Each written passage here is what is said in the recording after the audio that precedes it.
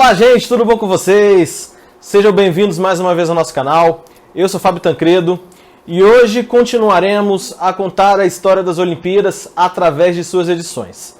Passamos pela primeira em 1896 em Atenas, pela segunda que foi em Paris em 1900 e hoje atravessamos o Atlântico para chegar à cidade de St. Louis, lá nos Estados Unidos, onde ocorreu a terceira edição dos Jogos. E aí você vai ver que teve uma situação bem complicada, super parecida com a de Paris 4 anos antes. E essas Olimpíadas, a terceira, foi, digamos assim, um período onde que o movimento olímpico quase se perdeu.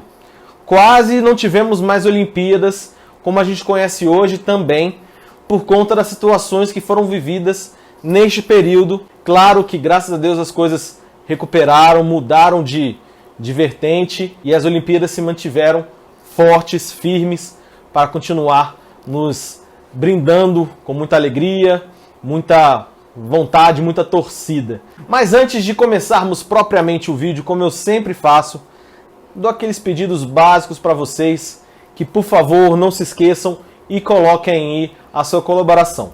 A primeira delas, é claro, é aquela curtida. Clica na mãozinha, clicou na mãozinha, show de bola, já curtiu o vídeo, já faz isso logo agora, tem problema nenhum, não precisa pausar o vídeo, não precisa nada. Só entrar direto, clicou na mãozinha, show de bola, já está curtindo o vídeo.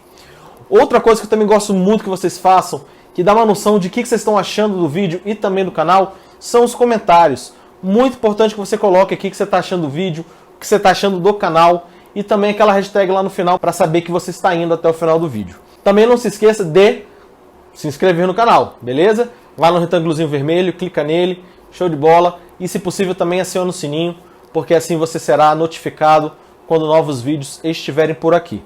Com esses 3 passos você já faz uma grande ajuda aqui para o canal. E também super importante que você divulgue todo o conteúdo que a gente produz aqui no canal para os seus amigos, para as pessoas que são próximas a vocês, para que elas também possam assistir e também desfrutar do conteúdo que a gente coloca aqui para que vocês aprendam um pouco mais do esporte. Tranquilo? Show de bola então, galera. Já falei demais. Vamos para o que interessa, o vídeo. Vamos conhecer o que aconteceu e como foi os Jogos Olímpicos de St. Louis em 1904. Simbora!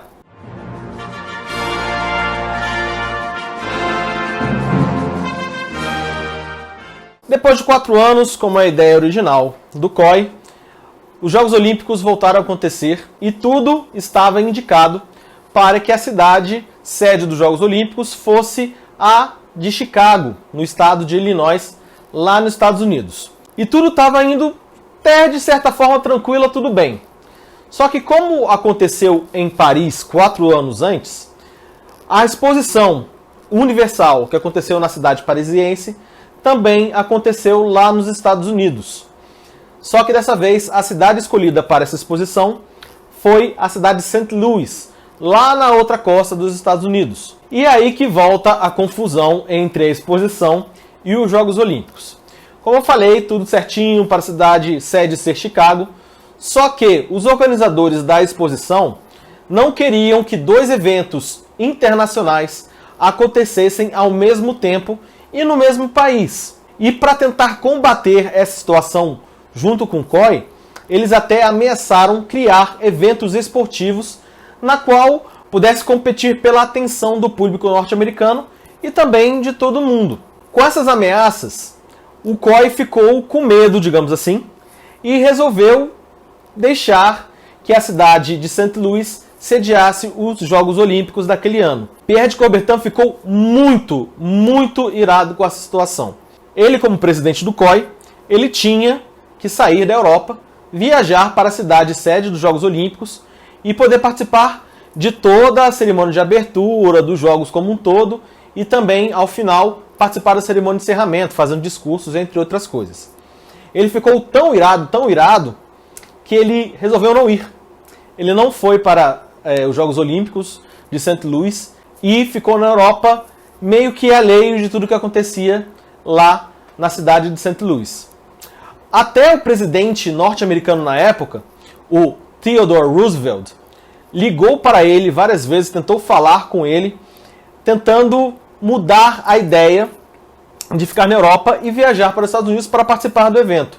Só que ele estava irredutível e nada tirava essa ideia da cabeça dele. Então ele ficou lá na Europa e de lá nem quis acompanhar o que acontecia lá nos Estados Unidos. Apesar dessa discussão, tudo ficou certinho para que os eventos esportivos na exposição fossem chamados de Jogos Olímpicos, sendo assim a terceira edição dos Jogos. E teve a organização do COI, do Comitê Olímpico Internacional, diferentemente do que aconteceu lá em Paris 4 anos antes. Digamos que isso foi a única diferença entre as duas edições, porque boa parte dos atletas também não quis viajar para esses jogos.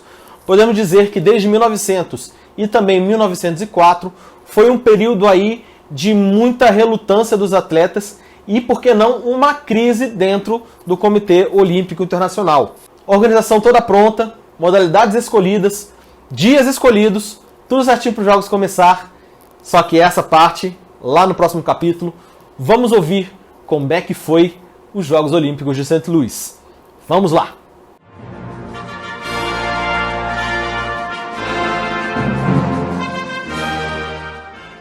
Os Jogos se iniciaram no dia 1º de julho de 1904. Novamente, os Jogos não tiveram uma cerimônia de abertura.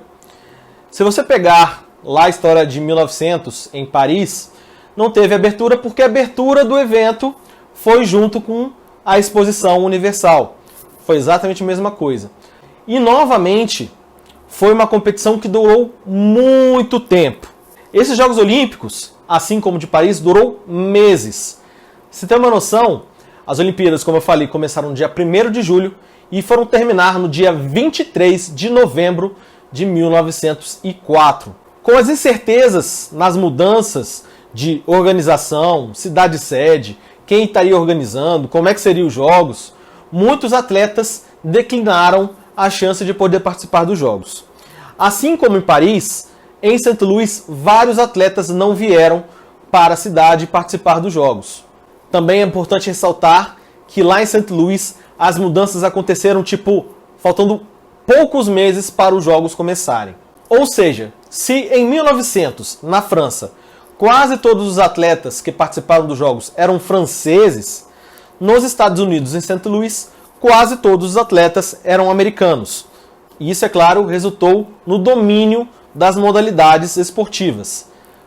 4 anos antes, os franceses quase venceram todas as modalidades, quase venceu todas as disputas de medalhas. Em St. Louis foi a mesma coisa, só que com os americanos. Além dos atletas, que foi um número menor, também houve uma queda considerável no número de países participantes, de delegações que mandaram atletas. Além da diminuição de atletas e de nações, também teve uma queda no número de modalidades esportivas. Mesmo com menos modalidades esportivas, alguns esportes fizeram sua estreia no programa olímpico.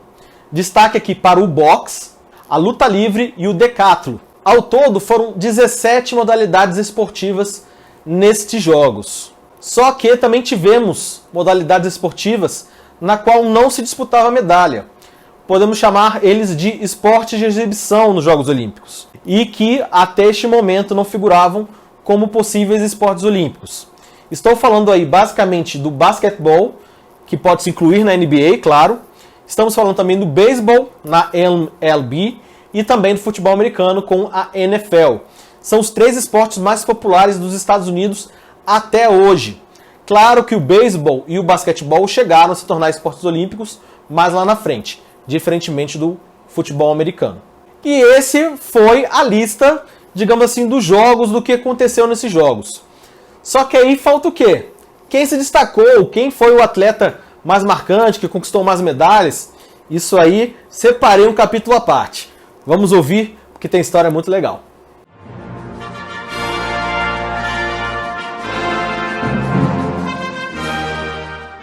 Bom, nos Jogos de St. Louis, onde só haviam basicamente atletas americanos, claro que quase todos os destaques eram norte-americanos.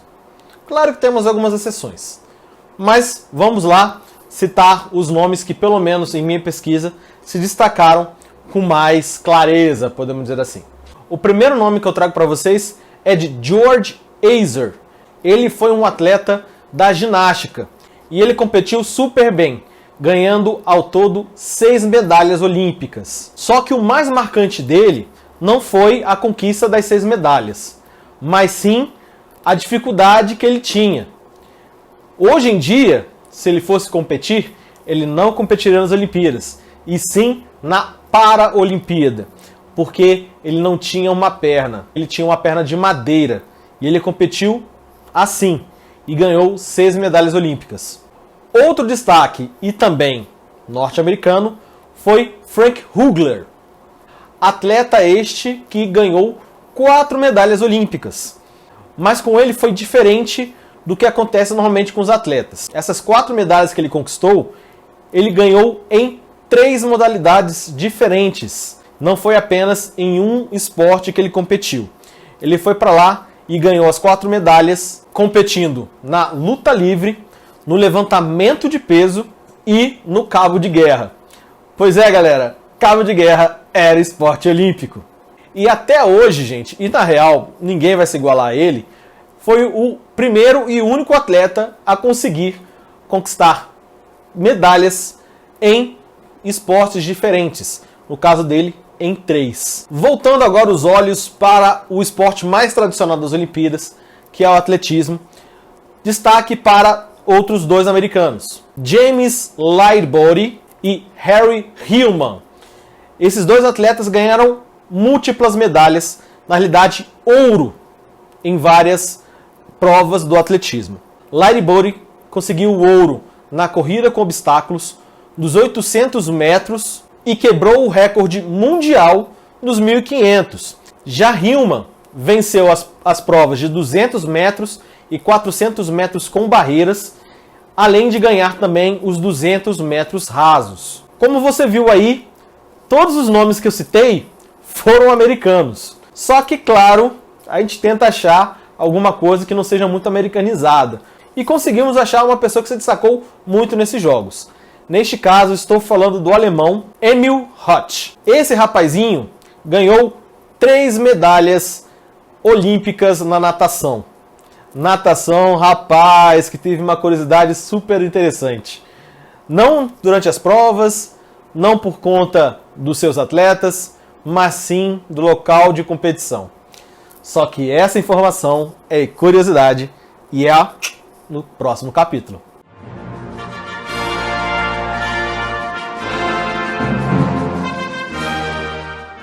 Antes da gente entrar na curiosidade específica da natação, que eu já meio que dei um spoiler para vocês, vamos falar de outras curiosidades desses Jogos Olímpicos.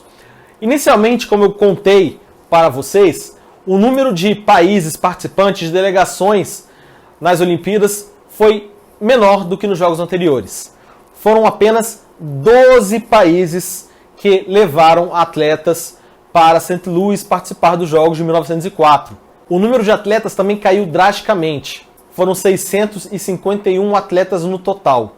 Destes, apenas 6 eram mulheres. Com 17 modalidades esportivas, foram ao todo 96 eventos valendo medalhas. Até um número bom para a quantidade de esportes que não é tão grande. E agora vamos falar lá da questão da natação. Galera, as provas de natação ocorreram dentro de um tanque de água. Sim, um tanque de água onde havia peixes e outros animais. Ou seja, os nadadores tiveram que nadar com uma companhia muito legal. Mudando de modalidade, indo agora para maratona no atletismo, uma história bem curiosa. O vencedor da prova, ele foi desclassificado. Até aí não tem muita novidade, isso já aconteceu várias vezes na história das Olimpíadas. Só que neste caso foi uma coisa bem diferente. Foi que o primeiro colocado, o americano Fred Lorz, ele pegou uma caroninha. Ele pegou uma carona com um amigo dentro do carro, onde percorreu 18 quilômetros do percurso descansando. E completou a corrida ganhando assim a prova. Claro que isso foi descoberto pela organização, ele foi imediatamente desclassificado. Outra história super engraçada nessas Olimpíadas, na mesma prova, na maratona, é que o segundo colocado, que herdou o primeiro, logo o campeão olímpico, ele chegou bêbado ao final da prova. Mas você fala assim, como assim ele chegou bêbado? É o seguinte, durante todo o percurso dos 42 quilômetros que tem que ser percorridos numa maratona, ele passou mal algumas vezes. E para que ele pudesse ficar reanimado, a comissão que o acompanhava fez ele tomar ovos crus com conhaque. Sim, com conhaque. Ou seja, ele bebeu muito álcool. Chegou no final da prova muito grogue, muito bêbado. O nome desse rapaz é Thomas Hicks. Rapaz, eu ri demais quando vi essa história. Voltando com questão de números, dos 651 atletas que participaram desses jogos, 526 eram americanos. E claro que isso só podia resultar que o quadro de medalhas fosse uma lavada para os Estados Unidos. Para se ter uma noção, foram 78 medalhas de ouro para os Estados Unidos, sendo 239 medalhas no total.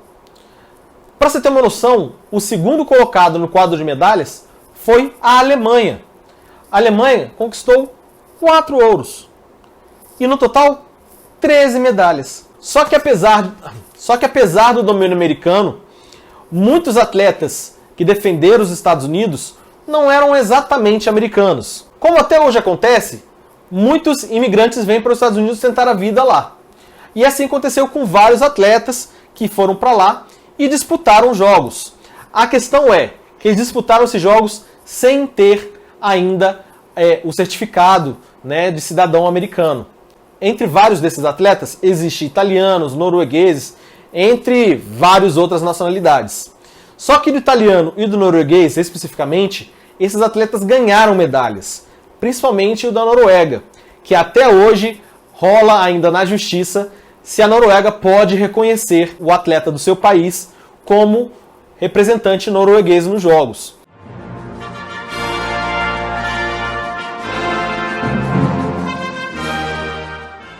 Pois é, rapaz. Você vê aí que os Jogos de Atenas foi bem complicado, mas podemos dizer que foi um sucesso, né? Que teve uma participação grande de vários países, o país sede recebeu bem a ideia e com o COI conseguiu fazer os Jogos decorrer bem durante esse período. Aí vai para a França, o negócio não corre tão bem, e aí depois vai para os Estados Unidos, e novamente a situação é bem complicada. E posso afirmar com quase certeza, esse período aí da década de 1900, 1910, foi o período da pior crise do Comitê Olímpico Internacional. Podemos dizer aí que o COI quase caiu, quase deixou de existir nesse período, porque não tinha força política e nem força com as potências internacionais. Ela teve que ceder muito. Para Paris cedeu até os Jogos, que nem se chamou Jogos Olímpicos. Já em St. Louis conseguiu manter o nome. Até organizou os Jogos, mas não foi bem organizador, vamos ser bem sinceros. Pierre de Coubertin acreditava muito que esses dois eventos iriam fadar os Jogos Olímpicos, o movimento olímpico, ao fracasso. Como falei também nos outros vídeos, graças a Deus isso não aconteceu e o movimento olímpico está vivo até hoje. É muito legal a gente ver a história. Eu adoro história para a gente poder entender como é que o mundo é hoje. Eu sempre falo isso. A história é tão legal porque a partir dela a gente entende como é que as coisas funcionam hoje em dia. E as Olimpíadas não é diferente. Se elas são assim, é porque houve alguma coisa na história que a fez ficar desse jeito. Então, fiquem atentos. Semana que vem tem mais vídeo, beleza? Então não se esqueça nesse vídeo, botar a hashtag que é St. Louis, como está escrito aqui embaixo, 1904. Hashtag St. Louis 1904. Hashtag de hoje do vídeo. Só colocar nos comentários para saber que você chegou até aqui e está gostando do vídeo, beleza? Não se esqueça de curtir o vídeo se não curtiu e também de se inscrever no canal. Valeu, galera. Muito obrigado. O cenário está ficando pronto, ainda não está completamente definido. Já coloquei algumas coisinhas aqui, mas ainda tem muito mais coisa para entrar. Beleza? Valeu, galera, mais uma vez pela presença de todos. Fiquem com Deus e até a próxima.